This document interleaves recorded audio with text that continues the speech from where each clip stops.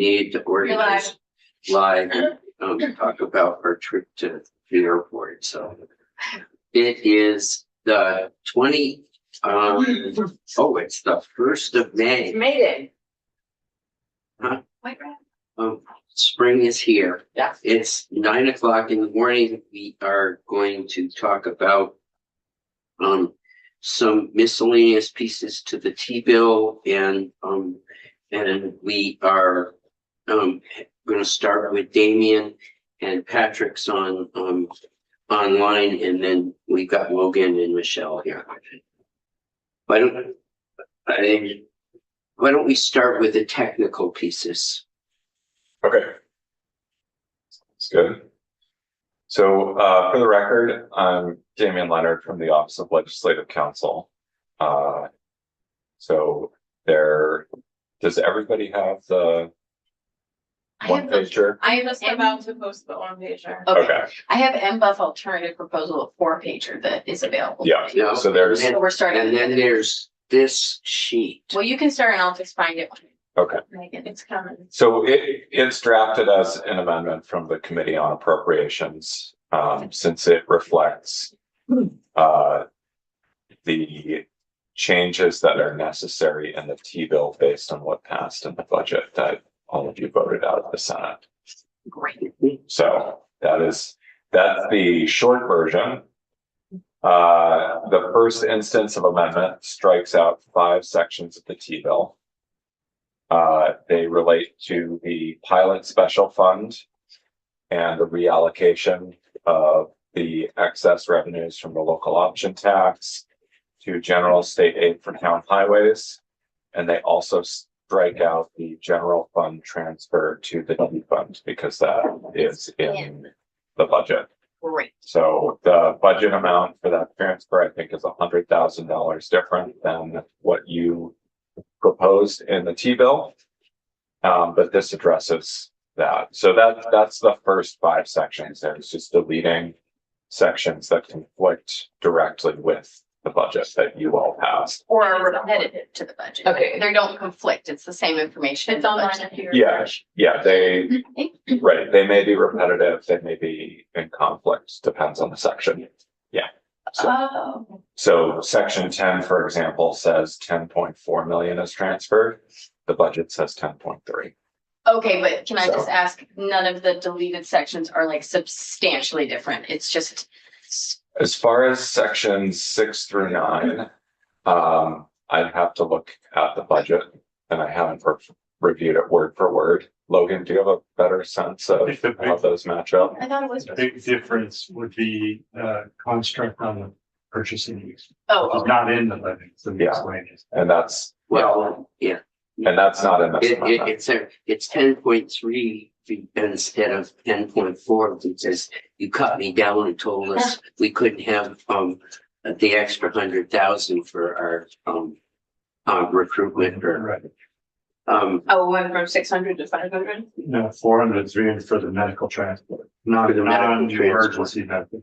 We're not getting any of that? he got Okay. juicy with us. All right. If I could just for the looking over at the joint fiscal office, there is no transfer of general fund to T fund happening in the budget. That has been removed completely because in 933, they're doing changing the allocation of the purchase and use, which is going to the T fund versus the ed fund. So more money is going to the T fund, approximately $9.9 million more will be going to the T fund.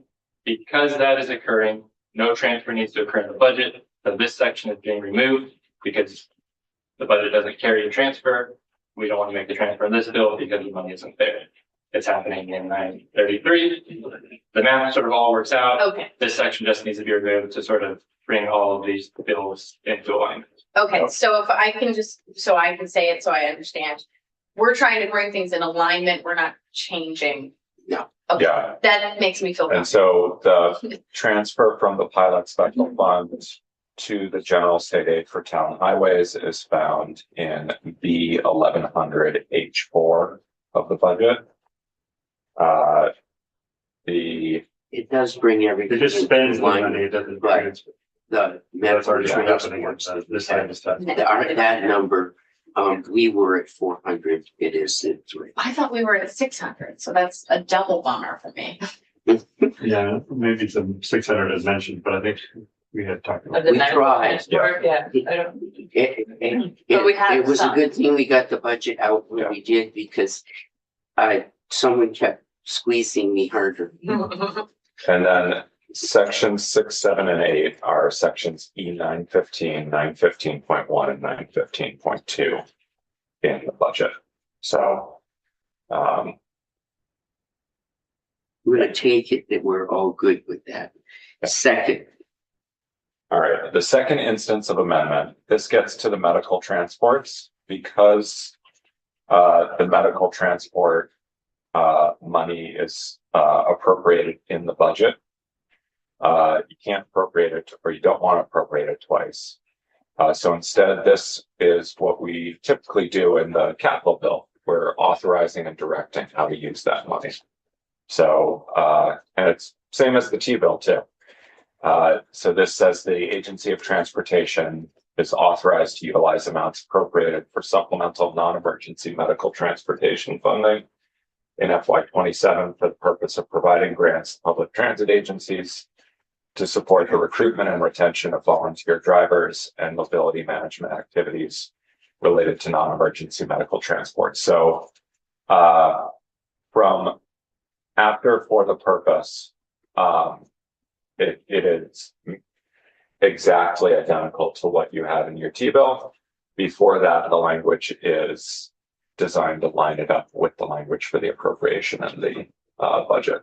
So, So, thanks, I'm good with that. I just want to make sure that the language is broad enough that it looks like it is, that the last section, the last part of the sentence, mobility management activities related to non-emergency medical transports, that sounds like anything they would want, but things could come up that we don't know now. So I just want to make sure that I'm getting a nod, so I'm good. yeah, it was designed in consultation with AOT and the public transit agencies to ensure that it gave them the flexibility they Good. needed.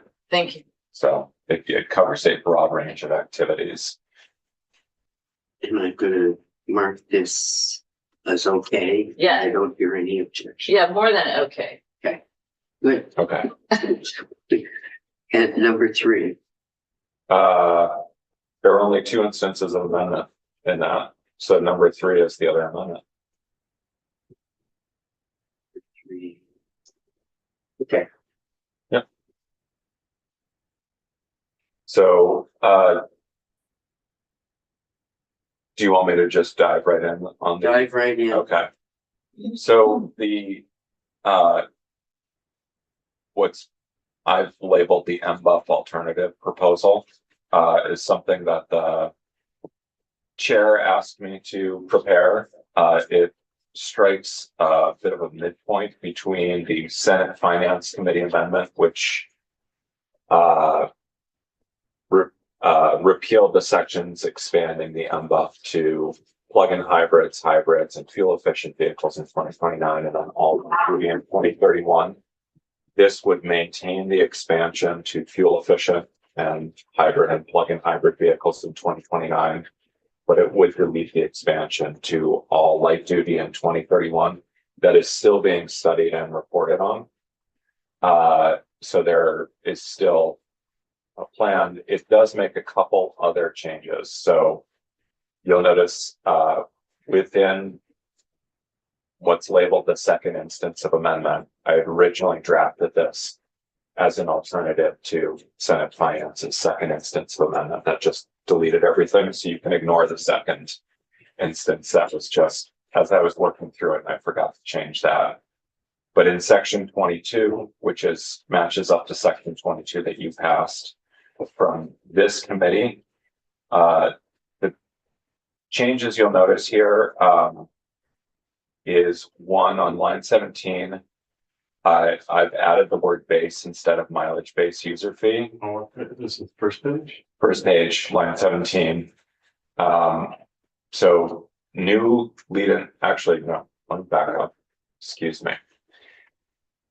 A little tired this morning, apparently. So subdivision 1 is new.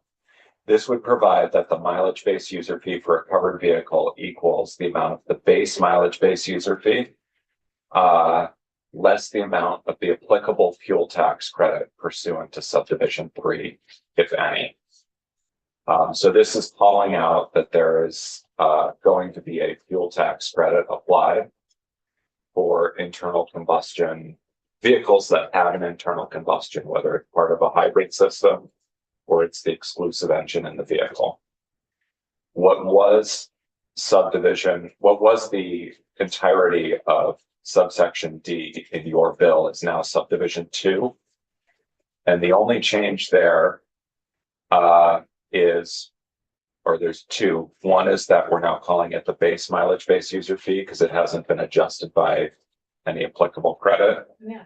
And because subsection E is now split into subdivisions, we're saying subdivision E1. And then what's that? Controversial. Yes. Well, it's paragraph 1. That's the piece there. And then what used to be subdivision 2, which was the cap on the amount of the mileage-based user fee, is now subdivision 3. The cap is eliminated. And it says for each covered vehicle, the commissioner shall deduct the amount of the fuel tax credit determined, if any, from the amount of the mileage-based user fee to determine the amount due from the owner or lessee. Pursuant to this section, the commissioner shall ensure that the combined amount of estimated fuel taxes and the mileage-based user fee does not exceed the amount of the base mileage-based user fee.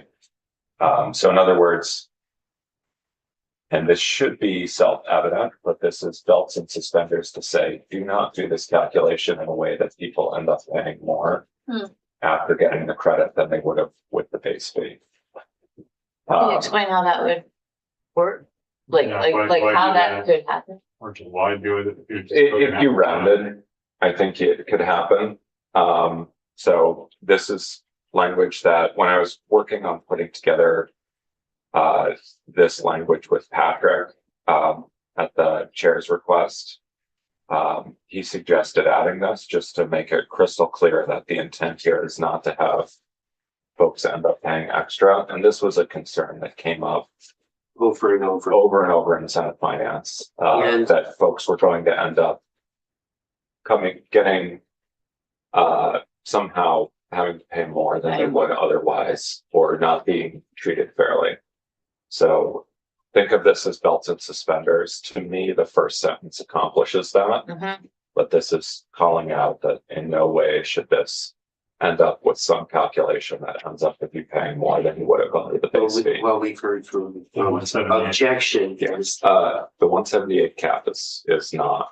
But when you say the base fee, you mean the mileage fee, or what do you mean? What are you calling the base fee? Well, the base fee is the base. You travel 10,000 miles, 1.4 cents a mile. You won't pay any $140. more than the Yeah. 1.4 cents a mile. Right. So then after that, if you take the credit against that amount, the final amount of your estimated fuel tax. Again, may not match up. As they say, your mileage may vary. But this is, so they take an estimate of what you paid in fuel tax and they deduct it from your mileage-based user fee. And then your final bill shows this was your base. We estimate you paid $35 in fuel tax, let's say. So your final amount is the base minus the $35 that we're estimating. So And this is for all cars or just? this is for any cars that are purchasing fuel. So if you have an electric vehicle, they're going to say, you don't have an internal combustion, so there's no applicable credit. And it So you changes just the pay. fee or is the EV still paying the 178? The EVs are still paying. So the one thing to note, on lines 9 to 11, the cap is deleted. There, The cap is deleted there. after the the 2-year trial period. Yeah, so this is after 2029. So the one thing this doesn't include is a change to the flat rate. So there is still a flat rate option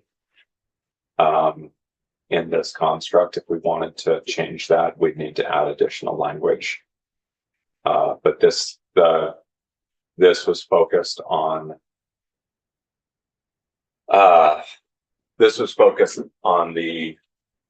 just on how you're calculating the actual amount of the mileage-based user fee for someone who's got a hybrid. So I could do No, I an get it. example, or we And- can pull up an example, but Right. you basically, you get to the end of the year.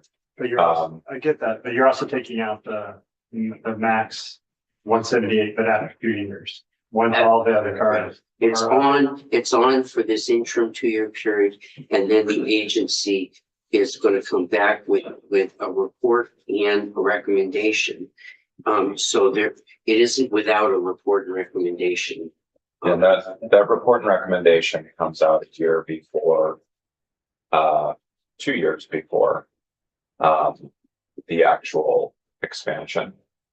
So that report and recommendation is due first in January, and then there are follow-up reports in 2028, 2 of them. And then this expansion is in 2029. So there are 3 different points at which the agency can come out with proposed tweaks to the law.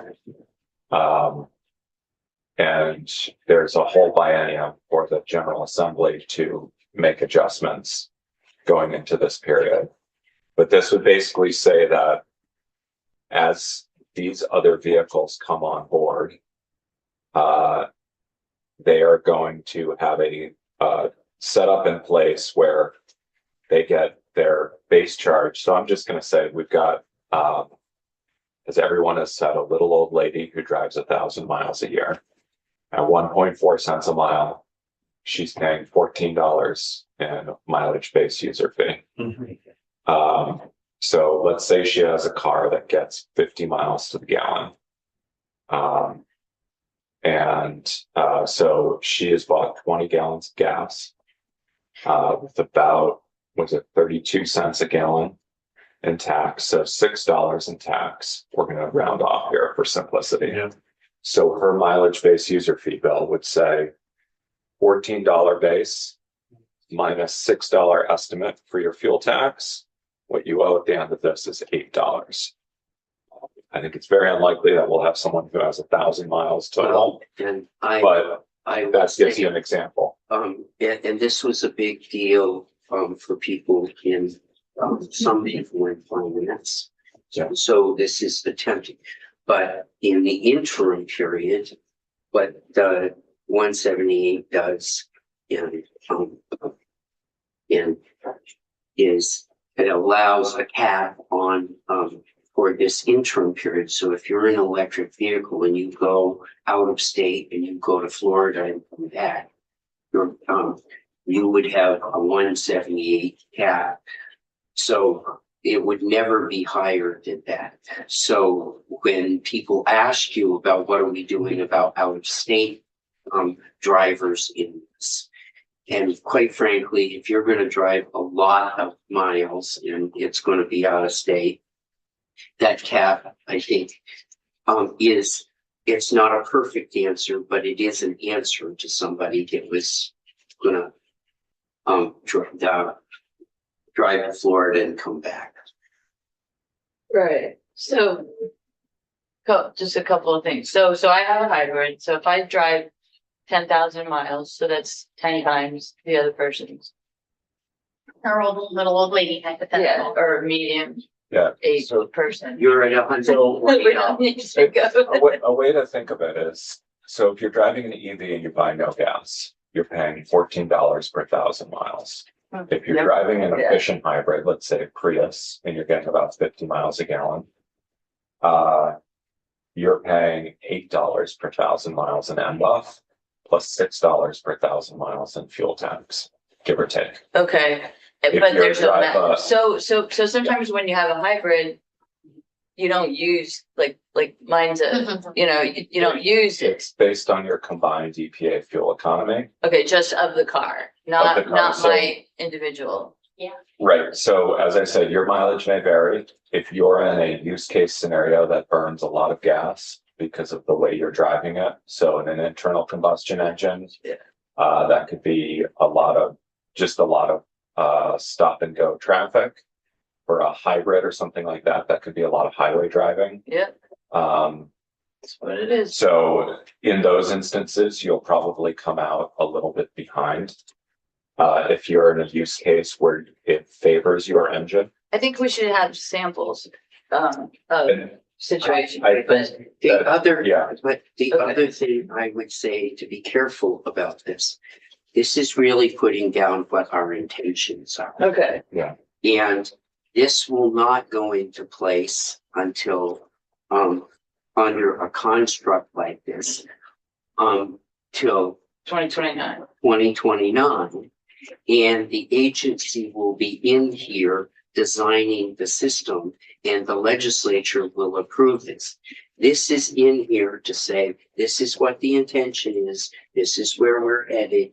These are the orders to the agency of transportation. This is what you're going to develop. But they're going to be back here between now and 2029 at least a few times Yeah. saying to the legislature, here's what we're doing, here's what we're doing, here's what we're doing. So this is really, I would caution you not, To be too specific in this. yes. Got it. So, And I'll be back next year, hopefully adding gas vehicles. To work on legislation Yeah, together. well, so something that I think is important, but I don't know if it's too much of a detail, is I think people ought to be able to have, if they want a device, but they need to pay for the device. And there's all, I think, so, let's get through but this. some And people then- want, and right. then we're I gonna just think go that should to be an Patrick and we're Okay. gonna talk about, Okay, And they are studying that. Yeah, okay, that is part of the. so important things to remember, the calculations are gonna be happening in the background. So this will be AOT doing or DMV doing the calculations in the background in their system. It's going to be plugging it in where it's pretty straightforward, addition, subtraction, multiplication and division. Where you've got combined fuel economy from the EPA and mileage. So there's basically two calculations that are done. The first is miles driven multiplied by the per mile rate. That gives you your base amount that if you're an EV owner, that's your amount. If you have an internal combustion engine, that's what is adjusted from.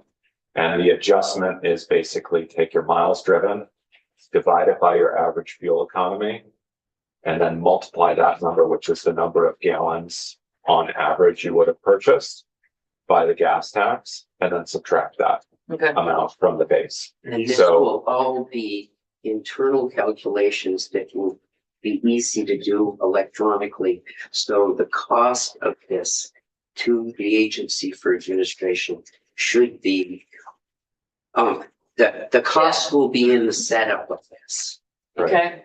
And it's relatively easy to understand. It's Yes, better than what we have. I think if there could be if we can get a graphic that shows three different scenarios. So, the third scenario I was gonna mention was, an older gas powered vehicle or a small SUV, 25 miles a gallon on average, or mid-size SUV. That car is going to pay about $2 per 1,000 miles in the EMBA because it's paying roughly, give or take, $12 for fuel.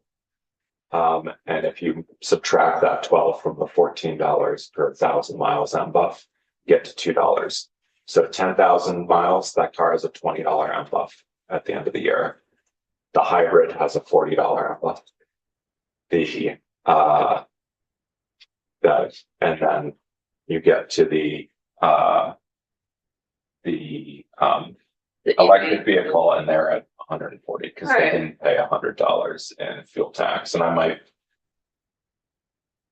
my math might be off slightly, but basically it gets, when you get down to the calculations and you see it kind of laid out graphically, it is simpler than it seems now. When And I'm more trying to fair, explain it right. verbally. No, you're doing So- well for verbal stuff, yeah. It's hard. Go ahead. Two things. One, it's the MPGE for the plug-in hybrid, right? So for the plug-in hybrids, you are, I think you're going to, that's a good question. I'm not sure. I think you should let, when we get to Patrick should. Yeah.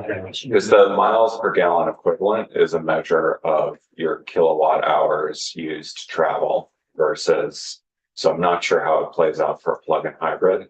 Right, because they do rate them with MPGEs. Right, but they rate EVs with MPGEs as well. Right.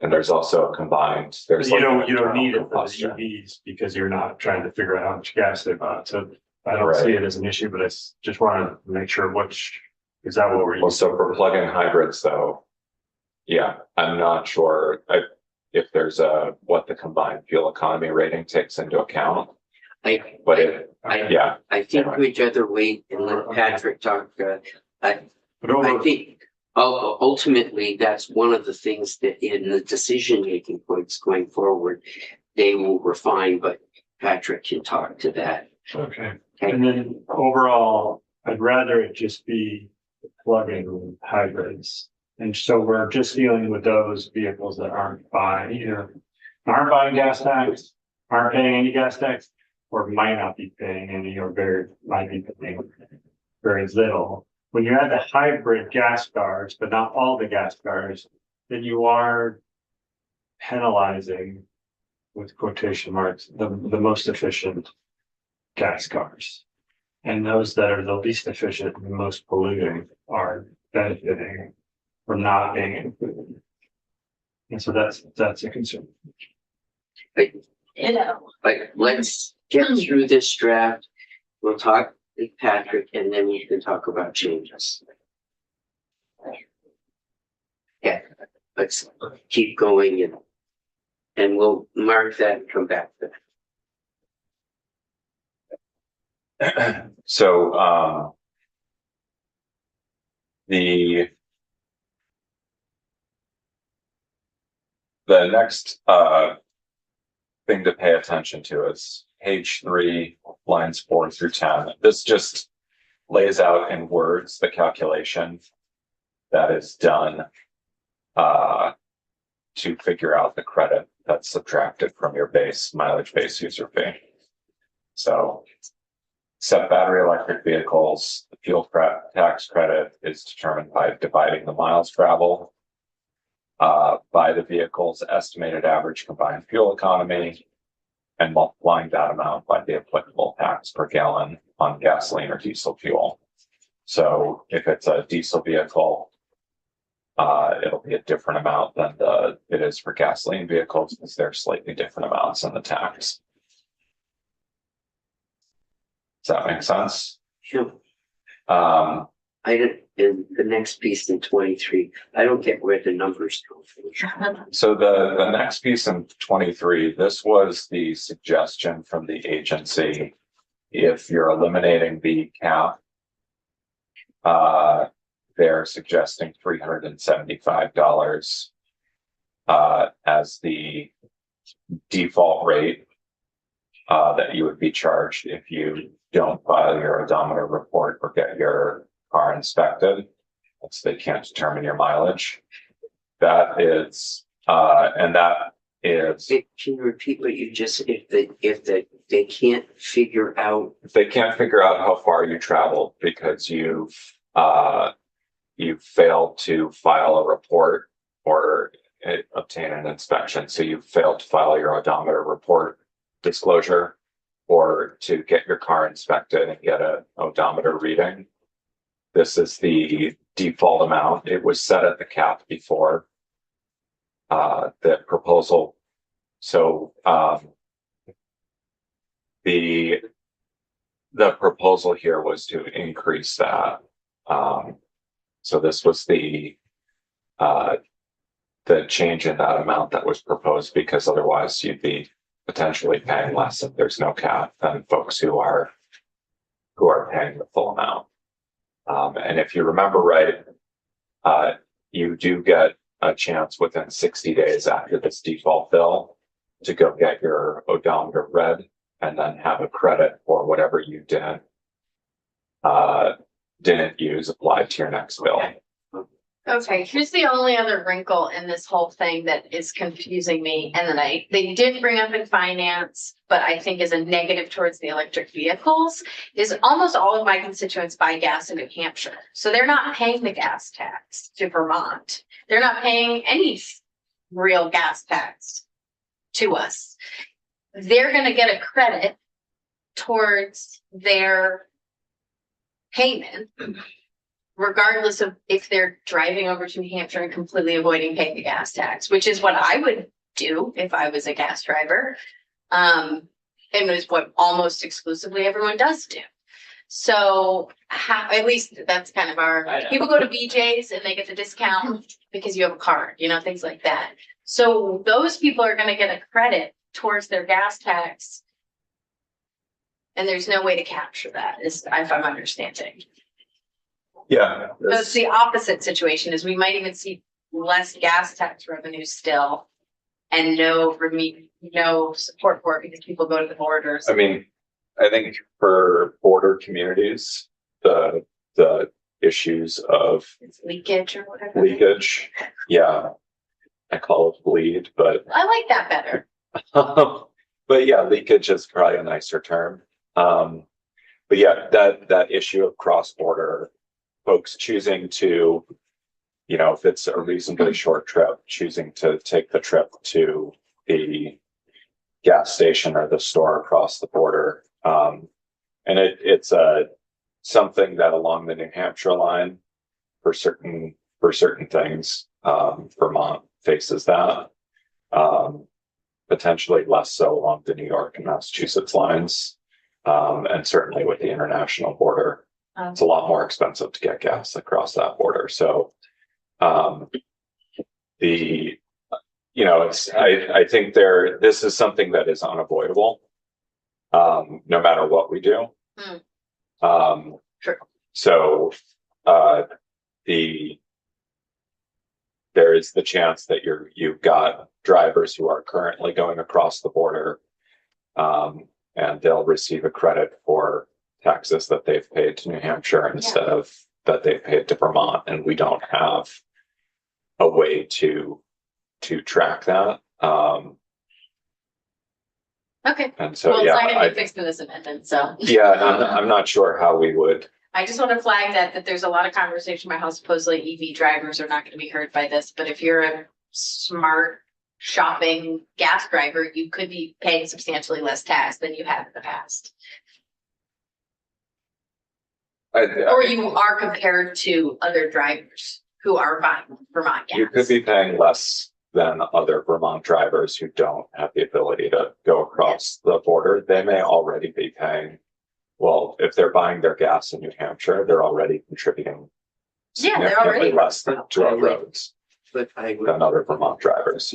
But now you're getting credit. This is and I'll make a comment, and I probably shouldn't, but I'm going to. What we're doing now is totally inequitable. Across the board with everything. This is designed to take a step toward getting us ultimately to what this committee put out was something that trying to design steps to get to equity for everyone. That doesn't seem to be a place that we can get to in this bill totally. So the question now is, can we take steps that will move us towards equity? And you totally bring up something that I have not even. is not equitable, but we aren't going to be perfect in this. And the question is, can we take some steps in that piece? And I just ask about the and then Patrick can why wouldn't we just say with the 350? Because when we put a number in this, it raises flags for everyone. Why wouldn't we just say this, the commissioner will come back with a, sometime between now and 2029, come back with a number instead of us putting the 375 in now. Because we don't need it Secretary. until Because we don't need it until, 2029. yeah. Okay. Yeah, So why would we preclude, why would we set a number now? And why wouldn't we just let the agency come in and make a recommendation for a number? right. Because then we'll know more about what's happening too. Yes, Yeah, so just have the commissioner shall propose. or, That's already in the bill. So, right, so Yeah. either that or take this out, and Patrick will want you to answer that question. Right. So is this the transition? I think this is probably the transition to Patrick through the amendment. The only other change in there is change to effective dates. Okay, I think Patrick, can you? Sure. Thank you, Mr. Chair. For the record, Patrick Murphy, Agency of Transportation. The main issues I think that the agency had with the language as it was written, we understood the intent was to move in phases towards incorporating more vehicles into the program, but the language as it was written, or as it is written right now, didn't address a couple of key things. One of them is this issue of a flat fee and an effective cap, because once you introduce more vehicles that actually do pay gas, it's not only limiting revenue from battery electric vehicles, but also the other vehicles that are brought into the system. And so you have some weird situations that are created where with a fuel tax credit, you might be actually paying, you might be crediting more back to consumer than was envisioned. Then there was the issue of there just not being any fuel tax credit. So when someone would read the language, they would think that this mileage-based user fee is in addition to the fuel tax rather than a substitute for it. And so the amendment addresses that piece that's, I think, really important, and where members of the Senate Finance Committee had some concerns. The issue of border travel and where people buy gas, that's sort of irrelevant to this amendment. You are not now collecting that gas tax revenue. What you are instead collecting with this amendment would be the increment that is not being collected now because it's based on miles rather than where somebody purchases gas. The fuel tax credit envisioned by this amendment is just an automated credit based on how many miles somebody has gone and what their mileage rating is. So it doesn't incentivize anybody to buy gas anywhere else other than if they're continuing to save money in New Hampshire because they have a slightly lower rate. But in the scheme of things, it's not really, I mean, it's really a marginally lower gas tax rate. And the bigger question is about the cost of a gallon of gas. Yeah, I guess I think what frustrates me a little bit, and I understand that this is an insolvable problem at this time, is that I, as an EV driver, am not getting credited because I'm not paying the gas tax. But those drivers are also not paying the gas tax, and it's going towards their credit. So if the argument is that we need to be charging folks because they're not paying the gas tax, that group is also a part of the problem. So I think that's a frustration of mine, but I respect that it will not be resolved in this amendment. And I appreciate your response, Patrick, to that point. I think, Damien talked about showing some scenarios. I think it might be helpful, Mr. Chair, if I just pull up some slides that I had shared with Senate Finance. Yeah, Okay, New Hampshire tax law is 7 cents. Thanks. Well, that's 7 cents versus Per gallon. only well, and, for what? well, and the other piece that you 23 cents. you do pay, whether you're in New Hampshire, you do pay the federal tax. Yeah, Yeah. so you And we combine, benefit from that. we're combined, we're 31 or 32. And they're 32, and they're 23. That's DHS cigarettes are cheaper. around. can you see this okay? Have more. And you pay, Yeah. yes. Okay, so very quickly, I went through with Senate Finance, what are the main issues that we've talked about in this committee over the past couple of years? One being electrification, fuel efficiency is the second. So electrification is where on a per vehicle basis, you're losing the most amount of money. Fuel efficiency as a group of vehicles is where you're losing the most money. And then inflation is just over time where you've lost the most amount of money. I won't get into these here. But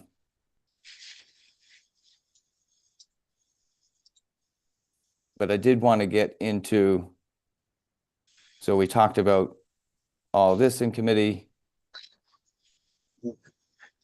Okay, so how did your proposal from Senate Transportation address those? I talked about this, the main language within your bill addressing electrification and the losses from that, and that is expected to grow over time and become a more significant source of funding loss. Fuel efficiency could be addressed by the second phase that you've included here by 2029, and then inflation, once you have more vehicles or all light duty vehicles into the system, there was in your version of House 944, there was the ability to put a inflation adjustment. So you deal with inflation across time. I won't get into this. I laid out the proposal. Here's a chart that I think might be helpful for you all to see. This is based on what Virginia has done in implementing a highway use fee and then a mileage choice program where people could either pay the mileage-based user fee for this increment that you see in orange, or they can pay that flat fee that's graduated based on the miles per gallon that each vehicle achieves. So above 25 miles to the gallon, there's a very small incremental flat fee. It begins at, I think, $6, and then it goes up to $131 for electric vehicles. But this gives you an idea of, okay, what is shown here in orange is basically getting the rest of the fleet up to paying at least 1.4 cents per mile. An effective rate of 1.4 cents per mile for going into the state transportation fund. And so whether somebody's paying for gas in New Hampshire or Vermont or New York or Quebec, it doesn't matter. That increment, it doesn't change wherever people are buying gas. It's based solely upon what the mileage rating for the vehicle is, how many miles they've traveled, and then what the gas tax for Vermont is at that point. So I go back to, are there any questions on that? No. Unless, No. okay, I think we're all set with that, Catherine. Okay, so Yes. going back to the question that Senator Perchlik had about, how would you calculate the fuel economy of a plug-in hybrid? I think the language here is basically saying you calculate it based on the combined fuel economy according to the EPA, which does not get into the, MPGE. So, so those vehicles that are plug-in hybrids would be credited back based on, if you have like a plug-in Prius, a Prime, they might get about 52 miles to the gallon just running on gas. That's what it would be based on. The fuel tax credit would be assuming the most amount that somebody might have paid in fuel taxes and crediting that back.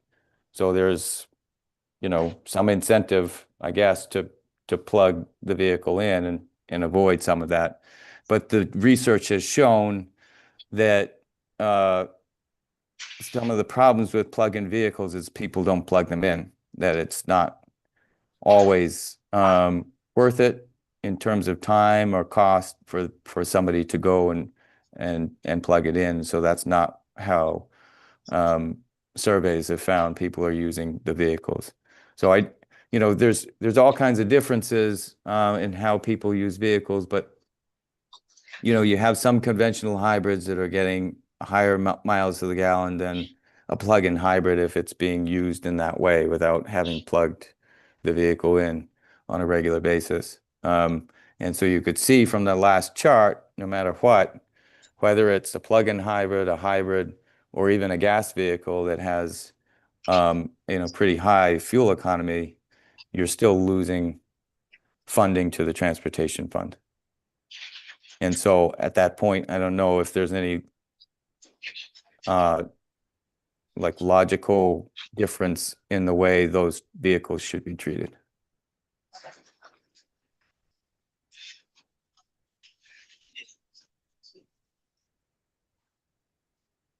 So guys, Patrick, last time I looked at the projections, the hybrids are supposed to not be something that's going to be valuable, basically.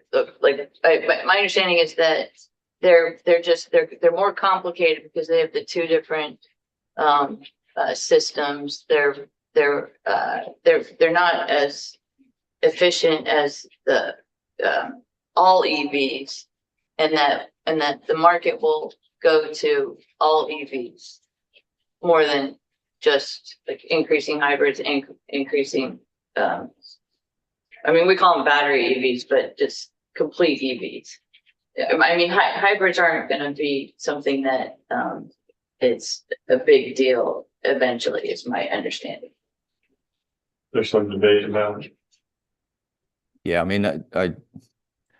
I can't predict that. I think the feeling was that they were transition technology, that eventually there would be more focus on fully electric vehicles. Right now, because of political and economic reasons, I think there are some auto manufacturers that are putting more resources, investment into various types of hybrid technologies. So I think they will be with us for some period of time, and as I've offered in prior testimony, we're probably losing somewhere between $6 to $8 million on an annual basis because of the decreased fuel efficiency. So what we're not sort of capturing, because those vehicles are not paying 1.4 cents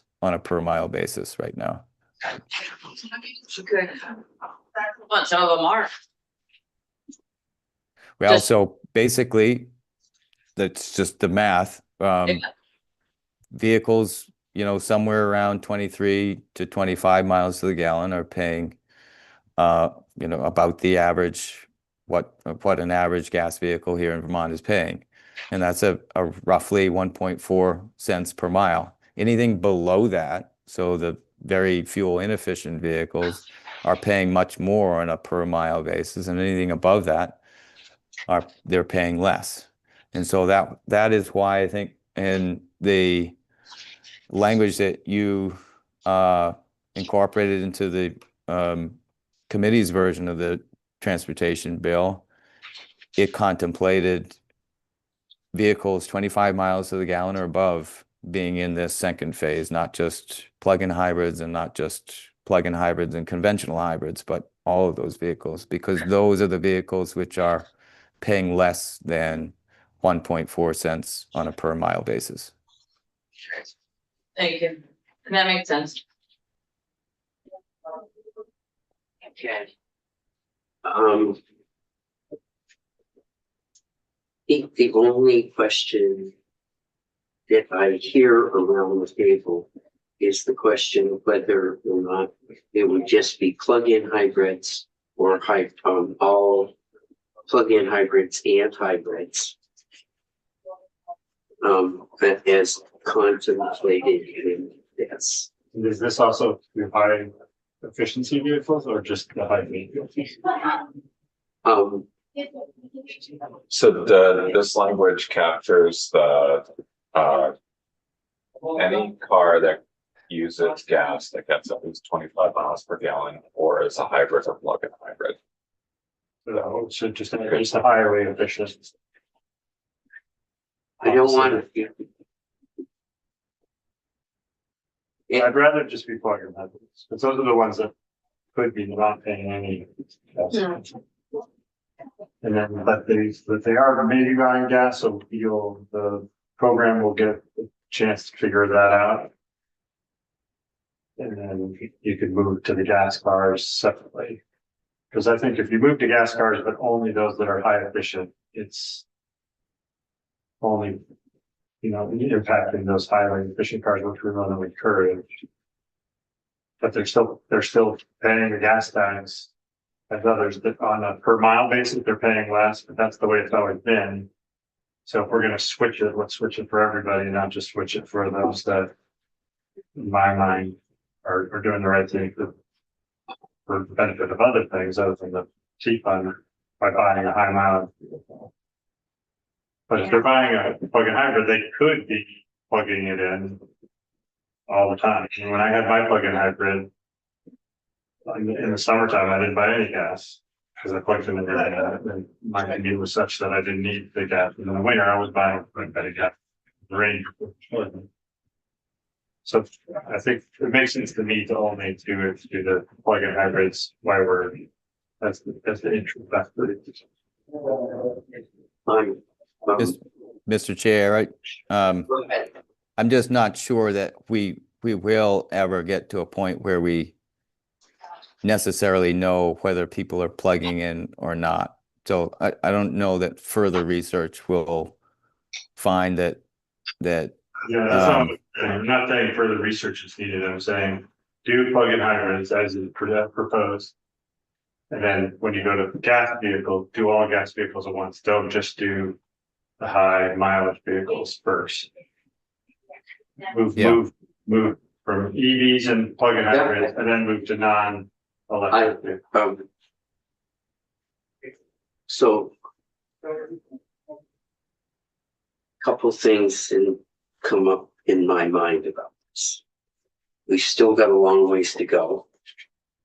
I'm going to be totally honest. When we voted this out, I wasn't really clear that we were going to be able to get gas vehicles anyways. I was willing to take the chance because I want to get to a place where everybody is fair. If I get, do we think politically we could get all hybrids in and get it past the Senate? Because we've got a conference committee and quite a ways to go on this. And what are we going to have to give up to get to maintain where we are? And that's just from the political side. On the practical side in this, do I lose anything by doing just plug-in hybrids?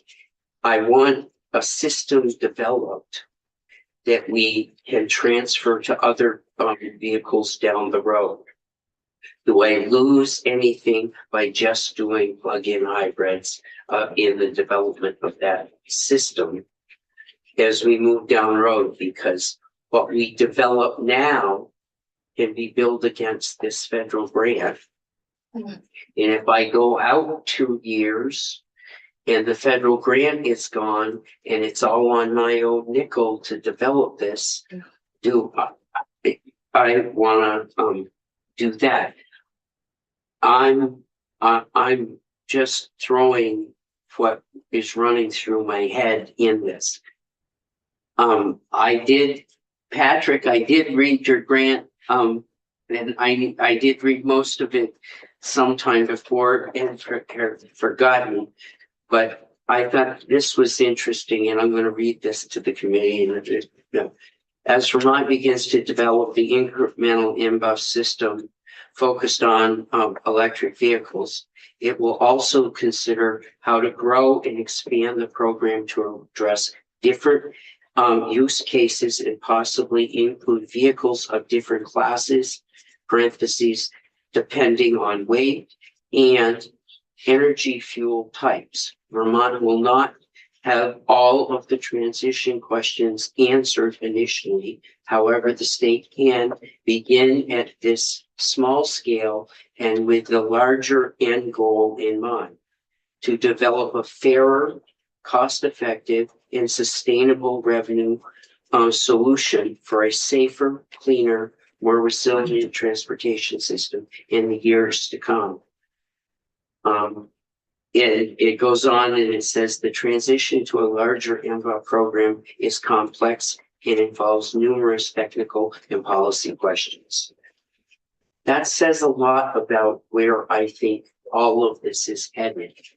So my only question for you in that is, what do we limit ourselves if we only did plug-in hybrids? I don't think you lose much, or if anything, because the agency would still have to figure out a refund or whatever, rebate or however you want to call it, where you're accounting for the gas tax paid, whether it's plug-in hybrid or a gas car. The only difference is that they're paying the infrastructure fee up front, but you should take out that part of it for the gas cars, and if the system that you're developing, I think would be the same. Patrick, do you agree with that? I think so. What plug-in hybrids would allow you to do is, as the senator mentioned, to develop a system of fuel tax credits, which would be more broadly applicable. What it does not do for the state is position it well to be able to obtain cost-effective ways of determining miles in state and out of state. Because as we talked about before in this committee, the volume of cars participating in the program is going to be really important to actually determining what those administrative costs are and the cost of being able to use, whether it's plug-in devices, telematics, or some other method to be able to account for in-state versus out-of-state miles. And I think that is a key, as clearly has come up in discussions in the legislature. That is a key point, being Senator Harrison just mentioned it earlier, to being able to have that option to determine in-state versus out-of-state miles. And so even if vehicles are in a system and paying a very small amount of a mileage-based user fee, they're still participating in that system, and that would create more, significantly more volume to be able to have, I think, a more cost-effective solution to that critical question. So you're saying that if you extended it to all hybrids, you should have more cars, then you get more, possibly be able to do some study up in state and out of state because you have more cars and likely more people that would agree to the GPS. I believe so. I mean, that's what other states who have piloted these programs have found. And I think that could, yeah, but that makes sense that if you have a lot more participants when we switch, But you could do that, I don't know if you could do that when you switch to all vehicles. I don't know. Making one subset of the vehicles go through it so you can get some more data is worth it. The main thing that I think is going to be difficult is the fuel tax part of it. Yep. And so the in-state outside is another big issue, but I don't know. Just having a subset participate in it, requiring that subset to participate just because they bought more efficient vehicles seems unfair to me. In some ways it's unfair. Well, I mean, it depends. Like, I mean, they're paying a lot less for gas. I mean, the price of the gas is much more than the price of the tax of the gas. They're also polluting a lot. Yeah.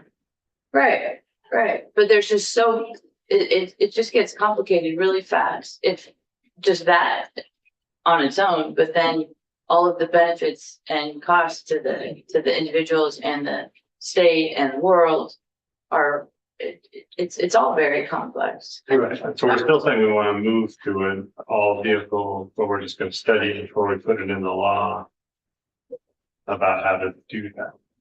Right.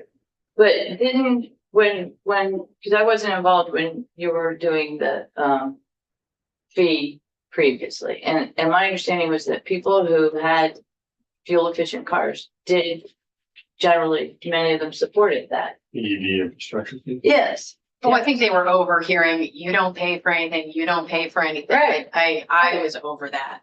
It was getting to the point of like, I don't think we need to pay the gas tax, but I'm over being told that we're not paying our fair share. Like, Right, like, and that was like Well- Mark McDonald. He Well, had that. because we have that fee now. Well, Yeah. Well, also we pay the sales tax on the electricity, but that doesn't go to the T fund. That's Yeah. a separate issue.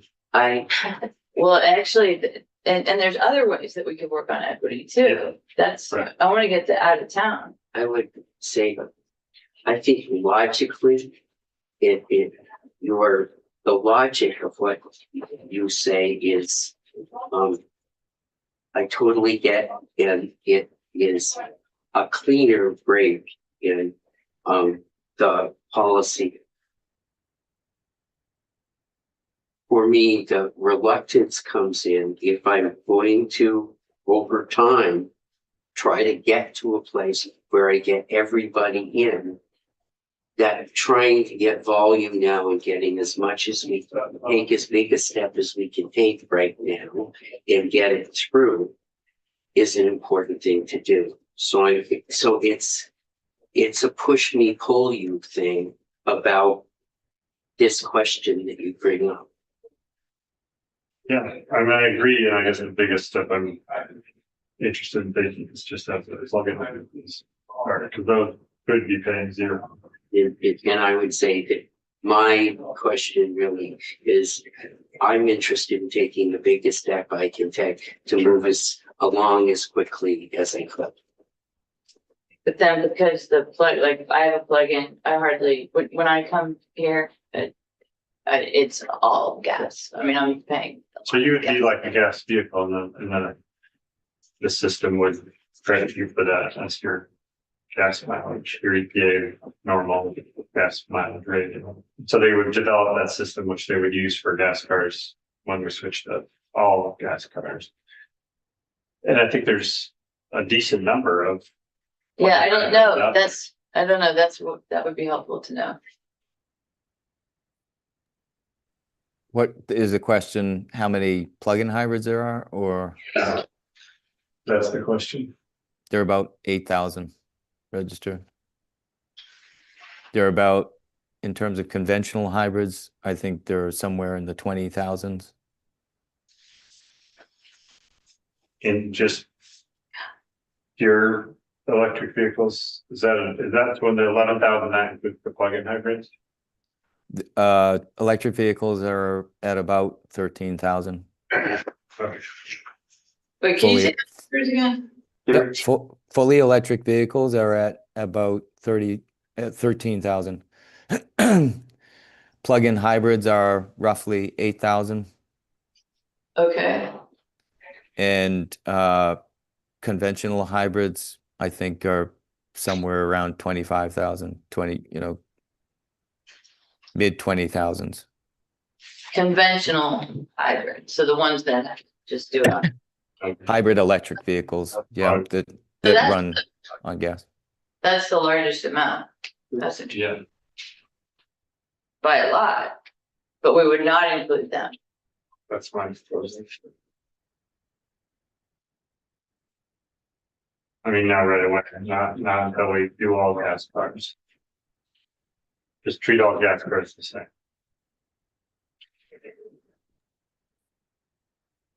So, and So just one other thing to note is that, as I said before, any vehicle, basically under the average is paying more on a per mile basis than 1.4 cents per mile. okay, So when you bring those vehicles into a mileage-based user fee program, any vehicle below the average is going to start paying less on a per mile basis in overall.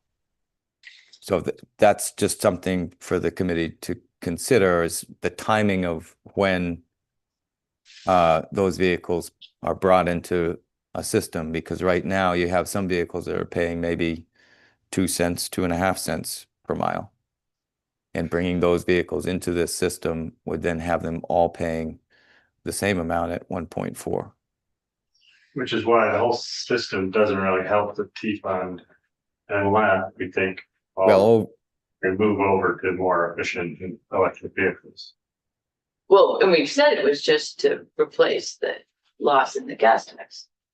It's gonna be neutral, right? But it won't, if people keep saying miles per gallon, like if the president has his way and we get rid of the requirements of MPG increases and not have the requirement from the federal government for MPG requirements, and successful in stealing oil from everybody, that we could have low gas prices and more people driving low efficient vehicles. And so this could cause a further detriment. Yeah. If we switch to everybody to 1.4 cents. the overall trend in the past several decades has been towards greater fuel economy. So So that's because it's been required, but now we have the federal government that's saying it shouldn't be required. In fact, we should be earning more of that. That's good news. Yeah, yeah, I think automakers are still going to produce vehicles that get higher fuel economy where they're able to. And so I don't anticipate a huge slide backwards, but it is important to recognize that there are a group of vehicles right now that are paying a lot more than 1.4 cents on a per mile basis. And so the timing of incorporating those vehicles is something to think about in relation to the transportation fund. Yeah, I mean, the difficulty is that we have to look at other things other than just the transportation fund. And we have on other policies looked at the environment or safety, things like that. So that comes into it, even though if you're just looking at the transportation fund, you might come to a different conclusion. well, also within this, and this gets back to more of just transportation. Whatever we do, this is not going to be a quick process. Yeah. So, but if we don't get the slower we go in the beginning, the longer this is going to drag out to get to an overall place. This, I'm inclined to not have us make a decision on this today and maybe think about this to get the final draft and our thoughts together on this, because this is really a push me, pull you kind of issue. So just to understand kind of where we are in the process, we've seen both amendments options, but it's not coming from this committee, it will be coming from a pro. So know where it's coming from. Okay, This one's an easy one for approach to do. yeah, Yeah, This one kind of needs to figure out what finance too, because it'd be difficult for appropriations to do it if finance is the first. But then we would be making it pass, something in their jurisdiction and sort of. it does seem like maybe some of the members who I've spoken to did not fully understand the vote related to that topic, so. we're I feel like working on that. I would like to be able to hand them and say, because the other alternative to this is, if push comes to shove in all of it, I really don't want to lose, at least plug-in hybrids. I'm still very torn over the issue of hybrids itself. If they need numbers in this to get this going, if it will help us build a system that we can build often for those people that might like to introduce bills next year for gas tax, the quicker we move along on all of this. But I totally, from a policy standpoint, the cleaner thing is just to do plug-in hybrids. But this is not an easy question. And I also think, to the point that we've kind of had back and forth, I think philosophically in this committee with the agency on this topic, they're also the implementers, and it seems like they have a pretty clear focus on what they would like to do. And while we might be able to put forward some specifics, even in their grant application, I would argue it differs from what we had in our findings and intent section in previous T-bills around an MBA. So I do think there's a level of utility in my mind to some of it. That it's going to get implemented and planned for how folks within the agency are able to move it forward. We're gonna have to make a decision about this.